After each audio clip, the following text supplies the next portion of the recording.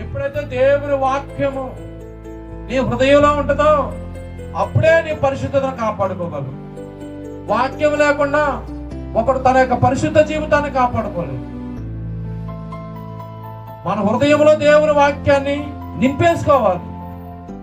ఆ వాక్యము దేవుడు నీకు ఇచ్చిన పరిశుద్ధతను కాపాడుతుంది. పరిశుద్ధత కాపాడుకుంటున్నారా? గడిచిన వారం నుంచి ఆదివారం వరకు దేవుడు నాకు ఇచ్చిన పరిశుద్ధత నేను కాపాడుకోవడానికి నేను ఎంతో ప్రయత్నం చేస్తున్నానని పని అనుకునేవారు ఉన్నారా? కాపాడుకున్నావా మన పరిశుద్ధత?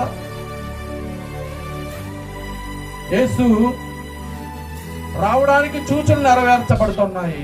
మన బాధ్యత ఏంటంటే పరిశుద్ధతను కాపాడుకుందాం. పరిశుద్ధులు మాత్రమే ఎత్తబడతారు, అపవిత్రులు విడవబడతారు. దేవుని స్తోత్రం. పరలోక రాజ్యంలో పాపులకు చోట్లేదు.